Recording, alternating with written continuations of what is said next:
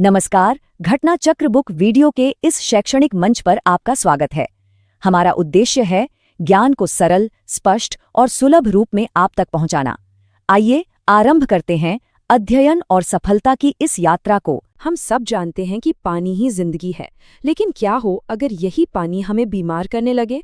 अक्सर हम सुनते हैं कि गंदा पानी पीना खतरनाक है, पर इसमें ऐसा होता क्या है?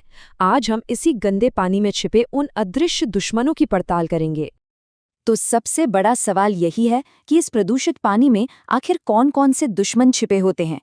ये सिर्फ धूल, मिट्टी या कचरा नहीं है। नहीं, असल में इसमें ऐसे सूक्ष्म जीव होते हैं जो हमारी आंखों से तो दिखते नहीं, पर शरीर में जाकर बहुत बड़ी गड़बड़ कर सकते हैं।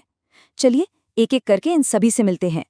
तो हमारी लिस्ट में सबसे पहला खतरा है जीवाणु, जिन्हें हम आम भाषा में बैक्टीरिया कहते हैं।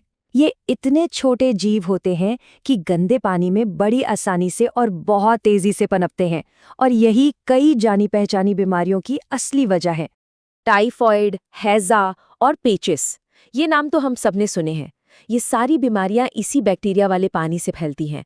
खासतौर पर हैजा, जो इतनी तेजी से फैलता है कि महामारी बन जाता है और बहुत जानलेवा भी हो सकता है। होता यह है कि पानी के जरिए ये बैक्टीरिया हमारे शरीर में घुस जाते हैं और हमें बीमार कर देते हैं। लेकिन कहानी यहीं खत्म नहीं होती। खतरा सिर्फ बैक्टीरिया का नहीं है। इनसे भी छोटा लेकिन कहीं ज्यादा ताकतवर एक और दुश्मन है, और वो है विषाणु, यानी कि वायरस। ये इतने ज्यादा छोटे होते हैं कि इन्हें साधारण पानी के फिल्टर से निकालना भी लगभग नामुमकिन होता है। और इन्हीं वायरस से होती हैं पीलिया और पोलियो जैसी बेहद गंभीर बीमारियां।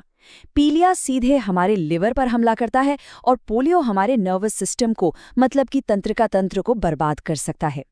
अब देखिए कैसे एक ही गंदा पानी बिल्कुल अलग अलग तरह की बीमारियों की जड़ बन सकता है। अच्छा, तो हमने बैक्टीरिया और वायरस की बात कर ली। अब जरा तीसरे खतरे पर आते हैं, प्रोटोजोआ। ये भी बहुत ही छोटे जीव हैं, लेकिन इनकी बनावट बैक्टीरिया और वायरस से अलग होती है।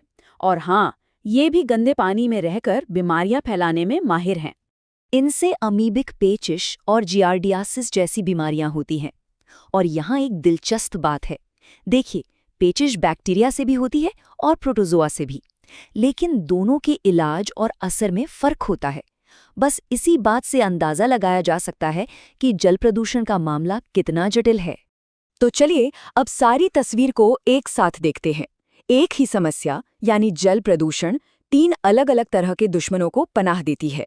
पहला बैक्टीरिया, जिससे टाइफॉइड और हैजा होता है। दूसरा वायरस, जो पीलिया और पोलियो की वजह बनता है। और तीसरा प्रोटोजोआ, जिससे अमीबिक पेचिस होती है। तो अब सवाल ये उठता है कि इन अलग अलग कीटाणुओं के बारे में इतनी गहराई से जानना जरूरी क्यों है? आखिर क्यों हम बस ये नहीं कह सकते कि गंदे पानी से बीमारियां होती हैं? क्योंकि असल चुनौती को समझने के लिए ये जानना बेहद जरूरी है। तो पूरी बात का निचोड़ ये है कि स्रोत एक है, गंदा पानी, लेकिन उससे पैदा होने वाले खतरे अनेक हैं। जब हम पानी को साफ करने की कोशिश करते हैं तो हमें सिर्फ किसी एक दुश्मन से नहीं, बल्कि बैक्टीरिया, वायरस और प्रोटोजोआ, इन तीनों से एक साथ लड़ना पड़ता है। और यही जल प्रदूषण की असली चुनौती है। तो अंत में एक सवाल सबके सोचने के लिए कि हमारे आसपास जो नदी, तालाब या नल का पानी है, उसमें इनमें से कौन-कौन से खतरे मौजूद हो सकते हैं?